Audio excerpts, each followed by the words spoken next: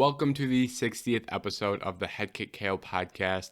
Today we are here to talk about UFC Fight Night Marlon Chitovera versus Rob Font. After that, we are going to talk about some fight bookings that have gone public, and those are some really good fights, so I'm interested to talk about those. And that is going to be it for today. The plan is to post again on Thursday or Friday at the latest, with a UFC 274 preview. So I want to go back to doing some of those. That way it's not one big long episode, two shorter ones coming out in different times of the week. I think that's a little bit better format. And my apologies on not recording over the last couple of weeks. I had my computer breakdown, and then I had finals, so we got backed up and missed some, but we are back just in time because there are some good fights to talk about. And first on that list, like I said, Marlon Chitovera versus Rob Font. And for Chitovera, this marks several fights in a row now that he has put on incredible performances. He looked very good against Rob Font, and he looked very good against Frankie Edgar. And in this fight, Rob Font did have some success, right? He won the first round, and he was landing some strikes. Early on, Chito was doing a good job of landing the leg kicks to really set, I don't want to say set the pace, but so he can go back on those later in the fight. And then coming into round two, Font was having some success still, and then Chito landed a really nice hook and dropped him. And then from there, it was all Chito in terms of big strikes, and really significant strikes. He landed a flying knee. He landed two big side kicks. One got him a knockdown, and he landed several really strong hooks. So he was the one landing the more powerful and impactful strikes. Rob Font did still walk forward and throw a lot of punches. He was digging to the body as well, and he didn't really have anything to show for his activity afterwards other than his significant strike numbers looked good, but obviously he ended up losing 49-43. So this is a good example of a fight where, hey, one guy really landed a lot of strikes, but would you rather be the guy who lands a lot of jabs and a lot of body shots without being able to land any power shots, or would you rather be the guy who's able to find those big shots and get some knockdowns? And that is exactly what Chito was able to do, and he took those power shots right to a victory. And this is a very, like I said, a very, very strong performance from Chito. And this really puts him at a different level, right? When he beat Sean O'Malley, there were a lot of people saying that, oh, it didn't really matter because of the way he beat him. When he beat Frankie Edgar, he was beating an established veteran. However, Frankie was on the opposite end of some bad losses. And coming into this fight with Rob Font, Rob Font lost his last fight, but that was to Jose Aldo. So Rob Font, being a top 5 opponent, a respected guy, for Chito to be able to come in and do this, it put him in a really good spot in his career and really advanced him forward. So all credit to Chito for that. And now we turn towards what is next for Chito. And Chito's in an interesting spot because he just beat the number 5 guy in the rankings, and he is going to jump up to at least the 6th slot, I assume. I think him and Merab are going to be at 5 and 6, and I'm going to be interested to see who they decide to put at 5 and who they decide to put at 6. I right now would rank Marlon ahead of Merab just because he has that win over Rob Font, when Merab's best win is Marlon Morris. So just based off the better win, I would edge that to Chitovera. But I wouldn't be surprised if the matchmakers decide that Merab is the higher ranked guy. Doesn't really make that big of a difference at the end of the day. And looking for what's next for Chitovera, he has a couple of options. Looking at guys who would be ahead of him in the rankings, Corey Sandhagen is probably the only one that he'd be able to get booked against. Right now, there's an interesting thing going on with the title. As of right now, it looks as if Aljamain is going to fight Jose Aldo next, but I also wouldn't be surprised if Aljamain takes on TJ Dillashaw. So it's going to be one of those two guys fighting for the belt next. And I think Petr Yan fights the other of the two.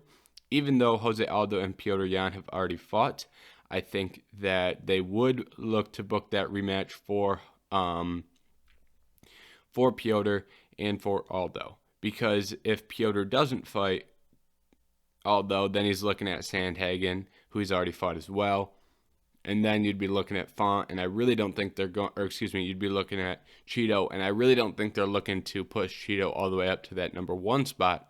So, I imagine the way things pan out is Aljamain versus Aldo, Yan versus Dillashaw. Those are two really good fights. That leaves you with Corey Sandhagen as the top unmatched opponent. And I wouldn't be surprised if that is the fight, Chito versus Corey Sandhagen. However, I wouldn't be surprised if they go Sandhagen versus Dominic Cruz. And in that scenario, you would be looking at Chito versus Merab instead. So I think those are the names to look at for Chito, whether it be Sandhagen, Merab, or Dominic Cruz. I think those are the three guys that stand out the most in terms of who his next opponent will be. On the other hand, you have Rob Font.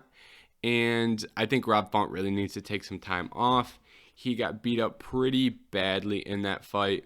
Just pure aesthetically, he was cut up pretty bad. He was swollen pretty bad. And he's going to need to take some time for, at minimum, those cuts to heal up. He had a couple of pretty deep cuts that I think are going to take a minute to heal. So that's first things first.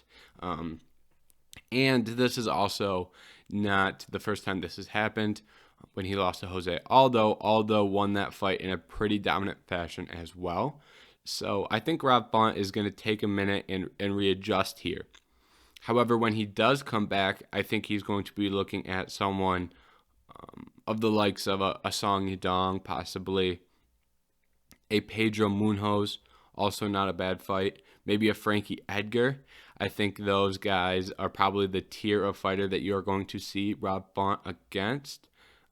Sitting there at 9, 9, and 11 with Song Yadong and Munhoz tied in the 9 slot. So I think those are going to be the guys for Rob Font. The one guy I wouldn't necessarily take out of the equation is Dominic Cruz. I think Cruz versus Font is an interesting fight stylistically and would be fun to watch. So I wouldn't necessarily axe that out of the equation yet. Now, moving on to the co-main event, we had Andrei Arlovsky versus Jake Collier. Now, this is a really interesting fight, and a lot of people are really discussing the scoring of this. I'm not going to go too in depth into the scoring, because if you are familiar with my thought on the scoring of fights, I really don't like to sit and argue how fights are scored, because I think it is really subjective at the end of the day, and I don't necessarily find it productive. However, what we can pick up from this fight is some of the things we saw skill-wise from each guys. Jake Collier came out and was landing some good shots early. He landed a couple of really nice overhands, and as the fight progressed, he started to land those a little bit less frequently. Andre started to adjust to those and started to slip and get out of the way of some of those. But early on, Jake was doing a great job at landing those. He also did a nice job landing some elbows in the clinch and in close distance, and that's always a nice tool to have, especially at heavyweight. This fight was kind of difficult to watch just because of the headbutts. I mean, both guys would lower their head and they'd end up donking each other on the head, and then the ref has to step in. I don't remember who the ref is off the top of my head, but it's like, oh, come on, we got to get these headbutts sorted out. But at the end of the day, what can you do about it?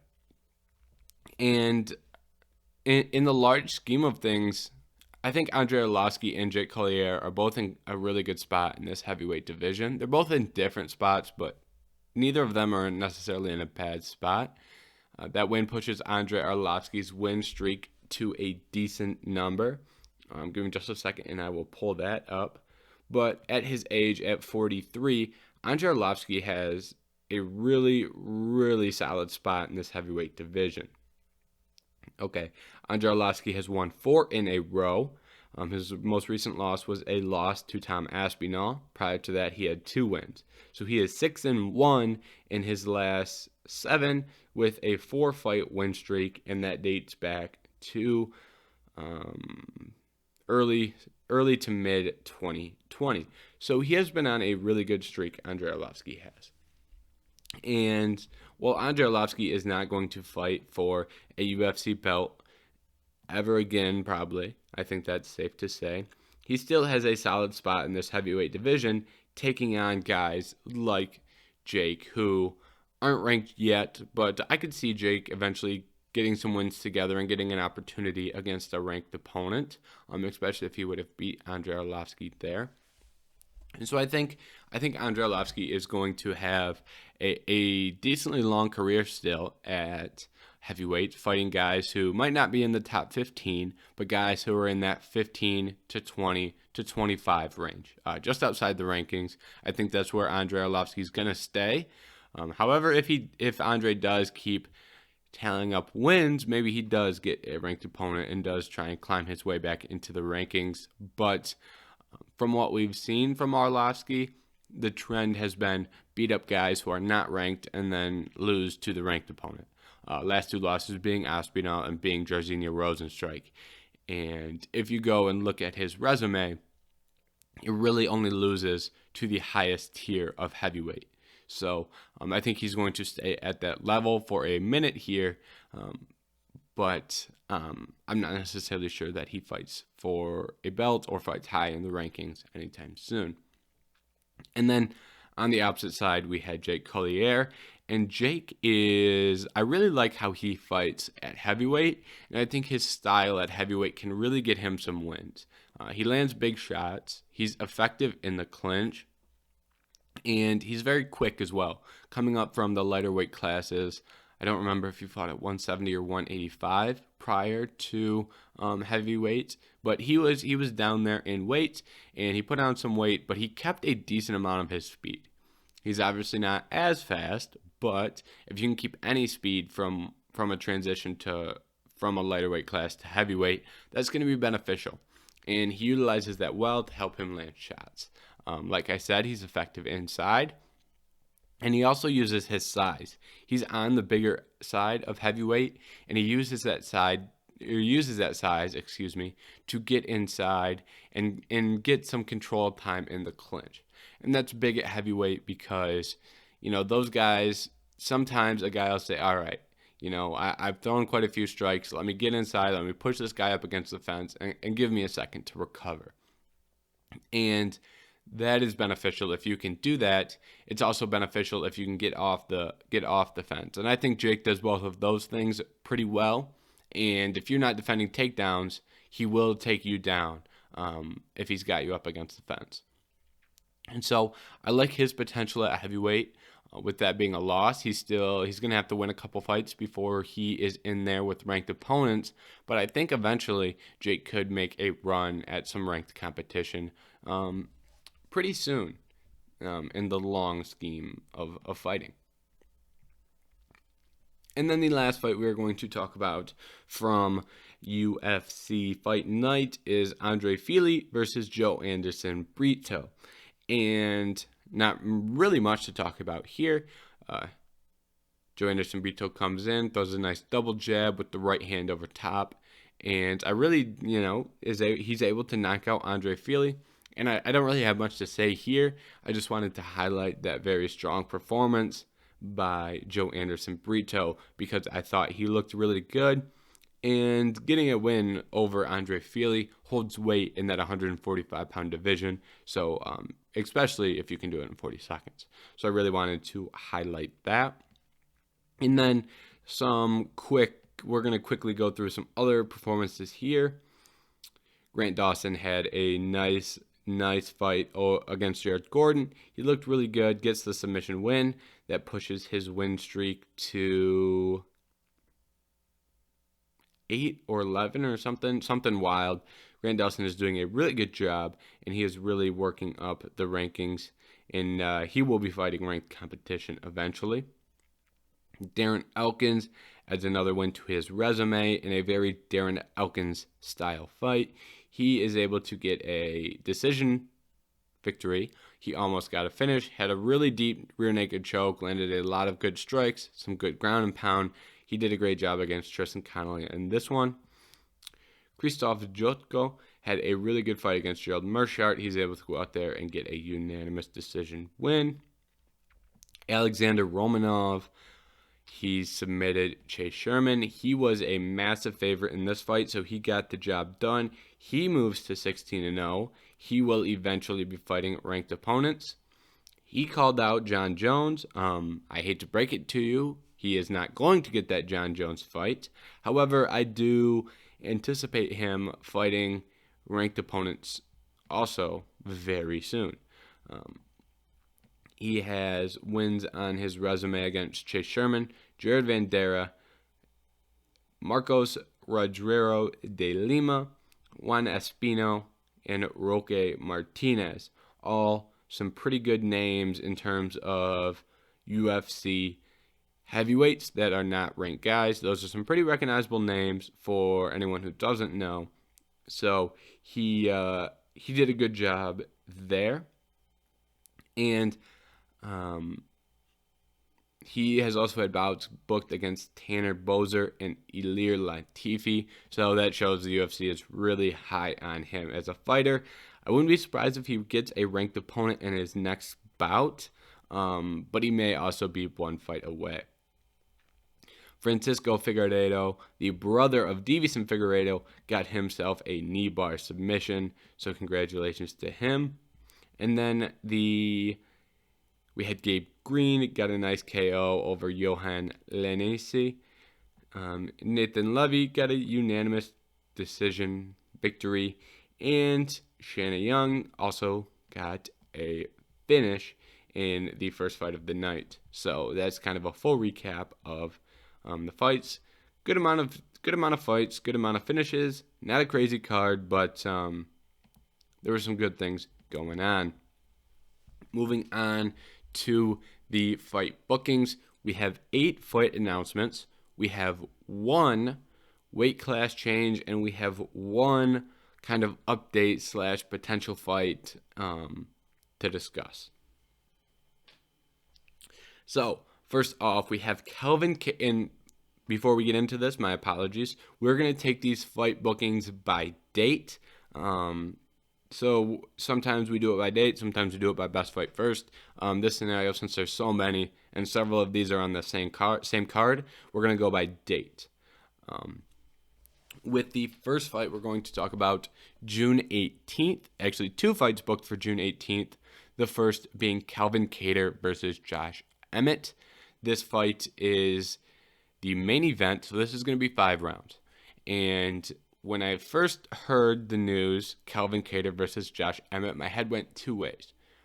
First thing I thought was, oh my God, that fight's going to be ridiculous.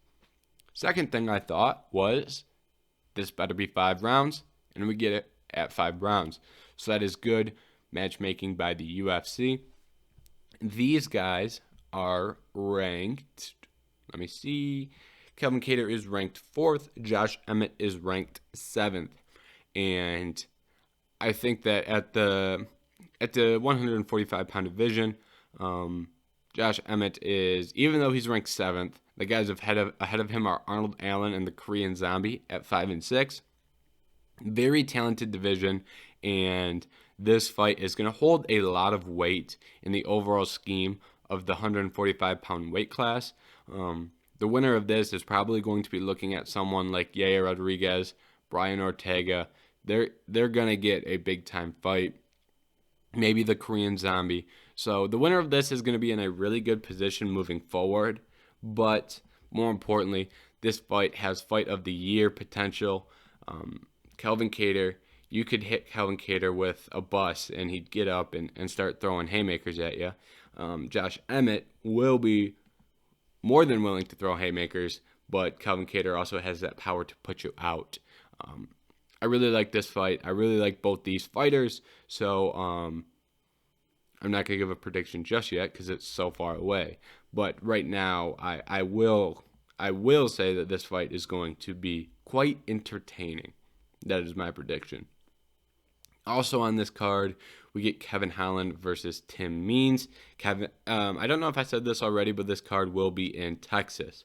So for Kevin Holland fighting in his home state against Tim Means and Kevin Holland, this is going to be another fight where these two dudes are going to go in there and fight, and it's going to be close probably. And both these guys are going to fight hard to go out there and get a win. Big fan of Kevin Holland. Kevin Holland is a relatively big name in the UFC, and he still fights guys like Tim Means and Cowboy Oliveira, so respect to him for that. There's a lot of guys who would use their kind of status as, Holland's not a superstar, but like I said, he is well known. So a lot of guys would use that to their advantage to try and get some easier fights. Not Kevin Holland. Tim Means, Cowboy Oliveira, all very difficult fights. So that's another one to look out for. And depending on what else is on that June 18 card, what else gets added, that could be a really, really good fight night card. And then moving to July 2nd, we had Casey O'Neill versus Jessica Eye. However, Casey O'Neill tore her ACL, and she's going to have to take some time to recover, obviously. Stepping in will be Macy Barber. So this is a shame. Not that Macy Barber versus Jessica Eye is a bad fight. However, it would have been nice to see Casey O'Neill get someone a little bit higher in the rankings. I think she has earned that, and I think most people would agree with me on that. So it's a shame to see one of the brighter prospects in that division out with an injury, but in the fight business, people are going to get injured, and there's really not too much you can do about it. However, congratulations to Macy Barber for being ready to step in. She still has some time. She's still got a decent amount of time to prepare. And Macy is a former top prospect in her own right and is also very talented. So this is also a very good opportunity for her as well. Moving on to July 23rd. We have 3 fights on July 23rd, and this card will take place in London at the O2 Arena. I'm glad to see the UFC is going back to London. The last set of fights that they had in London was a tremendous card. Tremendous fans who really made that night special. So it's great to see the UFC returning to London and so quickly. They didn't take a year or a year and a half. They're right back after a couple of months. And looking at what we have, they made the main event Tom Espinal versus Curtis Blades. This fight is a great fight. I really like Tom Espinal in this division. I think he has championship potential. Curtis Blades is someone who is improving with every fight. Even in the fight where he got knocked out by Derek Lewis, you can look back at that and go, wow, you can watch up until the point where he gets knocked out, and you can say to yourself, his striking has really improved. And then going out in his last fight, I can't even remember who he fought. It wasn't even that long ago, but he had a tremendous finish in that fight, knocked his opponent out, and was it Derek Lewis? Why am I blanking on who he fought? Chris Dauskas, my apologies. He's coming off when he lost to Derek Lewis, obviously. That was stupid. But after his loss to Derek Lewis, he comes out and he gets a decision victory against Jairzinho Rozenstruik. Jairzinho's a good name in that division, and he went out there and out-wrestled him for 3 rounds. Then he goes in and gets a knockout against a great striker in Chris Daukaus. So Curtis Blades has earned a fight in the top portion of that heavyweight division. So has Tom Aspinall. So these guys are ranked 4th and 6th. And we do have another fight that was booked in the top 3. We will discuss that when it comes time. But this fight is going to be very meaningful in that heavyweight division. We still need a couple cards to unfold and be played in that heavyweight division. We don't know what's going on with Stipe, Francis Ngannou, or Jon Jones. So, it's going to be interesting to see what happens. We don't know if the UFC is going to be able to resign Francis. We don't know if Francis wants to box Tyson Fury. We don't know if Jon Jones is going to return. We don't know if the UFC is going to give Jon and Stipe a interim title fight while Francis recovers from his knee injury. So there's a lot of what ifs at the top of the division. So it's hard to say what where Espinal and Blaze will sit after this fight, but the winner will be in a very good spot. They will be at minimum top 4 and possibly top 3 or top 2, depending on the performance and how that division plays out. Moving on to what I assume is going to be the co-main event of this card is Darren Till versus Jack Hermansson. I think this is a really good fight. Darren Till, I love to see him fight in London. He has fought there before, and he has performed well and has performed not so well in London. But the crowd in London loves him, so I think it's a good spot to be in. And Hermansson and Till are ranked 7th and 8th, so theoretically, just based off the rankings, that's good matchmaking. But you also have guys coming off losses who are looking to get back on track.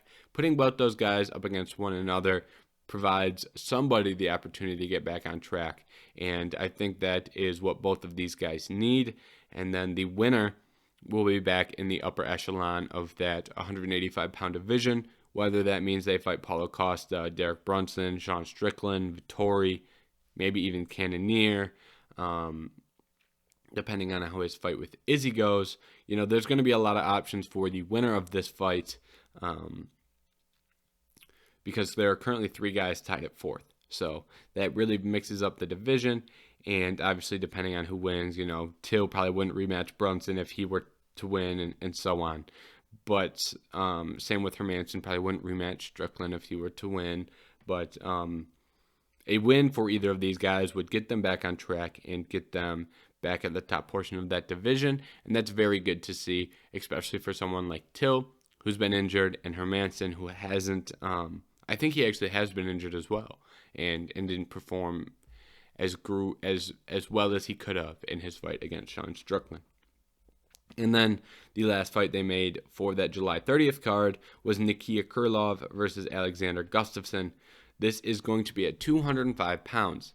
And that's important because if you don't know anything about Alexander Gustafsson fought for the belt 2 or 3 times, I believe. He fought John twice, and I think he fought Cormier once, if I am remembering correctly. That was a long time ago, so I may be off. However, he had a very good and long run at that 205-pound division. He retired, came out of retirement, and said he was going to fight at heavyweight. The heavyweight experiment has not gone as well, so he is going to be going back to his 205-pound weight class to take on Nikita Krylov. And Krylov is a good entry back into that 205-pound division. I'm glad they didn't throw him in there with someone like Magomed Ankalaev, Alexander Rakic, Anthony Smith. I don't think that you need to throw him in there with someone in the top 10. Krylov just outside that top 10 makes a lot of sense. Could have also done Johnny Walker, Ryan Spann, Jimmy Crute. Would have liked all those, but I am not going to complain at all with Alexander Gustafsson versus Nikita Krylov. And if he goes out there and performs well, he will probably be back in there with someone like Smith, Santos, Reyes, someone of that upper echelon. And then that was... that was the last fight on July 23rd in London. The following weekend, we will have Derek Lewis versus Sergey Pavilig. And I wasn't necessarily thinking this was the fight that was going to get booked. I was very impressed with Sergey Pavlich's most recent fight. I thought we were going to see him against someone like Alexander Volkov, Jairzinho Rozenstruik, Marcin Tybura, Chris Dauskas, someone like that. The UFC decided to push him a tier above and go Derek Lewis. So congratulations for Sergey Pavlich on getting him that opportunity. And for Derek Lewis, this really shows like, hey, I'll fight anybody. That is a big move for Derek Lewis, because he could have, said I'll fight Jairzinho, who's a little bit higher ranked, or a rematch against Volkov, or someone like in that category. But instead, he decided to go all the way down to the 11th spot in those rankings and take on Sergey Pavlich. A lot of guys ranked 5th in the world would not be willing to fight the 11th ranked fighter in the world. So, all due respect to Derek Lewis for taking on that fight. And that's going to be a really good fight. I can see either of those guys getting a win, and I think very highly of Derek Lewis and Sergey Pavlich. So I'm going to be interested in that one. And then the last fight booking that we have is Chui Vasa versus Suryo Ghan. This is the fight that I mentioned earlier being booked in the top 3 of that heavyweight division. And right now, it's going to take place on September 3rd. And they're saying it's going to take place in Paris. That is not 100% official, but that is the goal. The UFC would like to go to Paris and have Suryo Ghan headline that against someone like Chui Vasa, who is also a big star. That would be a massive event. I assume the UFC would go out there and add some more French talent to that card. They would add some probably more French fighters to the roster. I look at guys like Morgan Charrier over in Cage Warriors. I wouldn't be surprised if they signed some guys like that to make their UFC debut. Those are some very talented guys who are French, and I think Charrier leads that pack. I think also Sinir Lais, there's another guy at 145 pounds who's French, who was fighting in CSW. I think it was, his last name was Linnaeus. If I remember correctly, he hasn't fought in a while. But I wouldn't be surprised if they add some more French talent for that card. Now, Ghan and Chui Vasa makes a lot of sense. I'm surprised that they decided to book these two before, and I guess the same goes for Espinal and Blades, but I'm kind of surprised they decided to book these guys prior to solving the issue at the top end of heavyweight. I thought we were going to see a Stipe booking, a John Jones booking, something that kind of clarified what was going on at the top half of, or the top tier of that division. Instead, we're getting 2 fights and that don't have titles attached to them and don't have any big names attached to them. So that kind of limits the options of what you can do with Stipe and Francis and John. So I think maybe that really goes to show that they're working hard on making Stipe and John and think that's a possibility. That fight has been rumored, and I've seen tweets about it. I haven't seen anything from anyone to make me believe it's going to happen. I've seen people who talking about it who are the same people who were talking about it when it was going to happen last year. So by no means is that fight 100%. And when there's about 4 guys I trust with fight news, and if one of those 4 report on John Jones versus Stipe, I'll be here talking about it. But until then, I think that fight is still a ways from being official. And that is the last fight booking. Now we are going to talk about one quick weight class change, and that is Dan Hooker is going back to 155 pounds. And he said that he could still make the weight, and the weight wasn't the issue. However, his thought process was, hey, why would I go back down to 145 when I just lost pretty badly to Arnold Allen? And if I go, what he said was he's at a similar position at 145 as he is at 155, which is true. The whole point in going down a weight class is to fast track a title shot, which he would have had that opportunity to do if he would have won that fight. But with the loss, that fast track is now gone, so there's no point in cutting the extra weight. Might as well return to 155. I like the logic. If you're going down, there's no reason, if you lose, to stay down. You might as well go back up to a weight class that you have had success at in the past. For fight bookings, I believe that he probably will not get a ranked opponent, and that is not necessarily a bad thing. I think getting Dan Hooker back in the win column is a solid thing. He's currently still ranked number 13 at lightweight, which is interesting. He probably shouldn't be ranked because his last fight was at 145. And on the opposite side of that, there was someone else who was still ranked. Marlon Morris is still ranked at 135. I'm making this on Monday, but Morris retired a couple weeks ago, so I imagine he'd be out by now. I'm not sure why the rankings look like that, but it's whatever. And, right now, Dan Hooker is sitting at 13. He's got Matus Gamrot and Arman Sarukian at 11 and 12. And he's got Brad Riddell and Diego Ferreira at 14 and 15. Rafael Fiziev at 10 too. I wouldn't be surprised if the UFC tries to do something similar that they did with Arnold Allen. If you can put Dan Hooker in there with someone like Fiziev, and that would give Fiziev a big name on his resume. You could say the same for Brad Riddell, Gamrot, Arman, all those guys. But I could also see them moving him outside of the rankings and trying to get him back on track against an unranked opponent. One interesting fight right away, if you're going unranked guys, Bobby Green. I think Bobby Green versus Dan Hooker is going to be a brawl and a fun fight. Drew Dober, interesting. Thiago Moises, interesting. Renato Moicano, I believe, is unranked. There's an interesting aspect to that. Those are all very talented guys. You're not going to get any untalented fighter for Dan Hooker at 155 pounds. That's just not going to happen. You could also look towards like a Mark Manson, Drakkar Klose, Grant Dawson, who we talked about earlier, that has quite the win streak going. So those are all some names that I wouldn't be surprised to see Dan Hooker booked against. But I said a lot of names, so I'm not really overconfident in the direction they want to go with Dan Hooker. And then the last thing we are going to talk about is that Izzy and Cannonier are rumored to have that contract finalized. This isn't major news. What I saw was that the tweet, the date isn't official, the location isn't official yet, but apparently they have signed contracts. I don't know how true that is.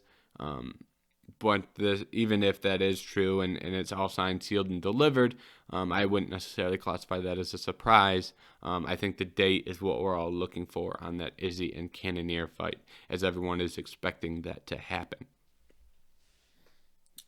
And that's the last piece of news that we have for today's episode. So I hope you enjoyed. Kind of a quicker episode since we didn't go into UFC 274.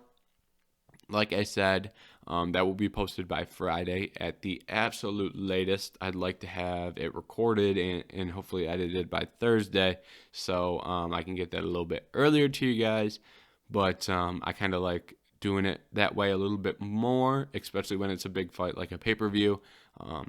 That way, instead of having 1 hour long podcast, it's kind of a 40-minute and a 30-minute or something like that, or a 40 and a 40, or you kind of depending on how things go, but you get what I'm saying. Also spreads it out a little. I think it's beneficial to both me as the producer of the podcast and to you as the viewer. So I think that works out a little bit better. So that will be up a little bit later in the week, and I'm going to try and do that more often for all of the pay-per-views. I used to do that. I was doing that about a year ago last summer, and it went well. So I want to get back into recording that way for this summer again. Also, now that it's summer, I'm looking to increase the activity on Twitter and TikTok. So look out for those. And if you don't follow those social media accounts, it's Headkick KO Podcast. Same logo as this podcast, so you will know when you find it. So I'd appreciate it if you go follow those, and make sure you like and subscribe if you're listening on YouTube. But most importantly, thank you for listening to the Headkick KO podcast. I hope you enjoyed, and we will see you later this week for the next episode. Goodbye.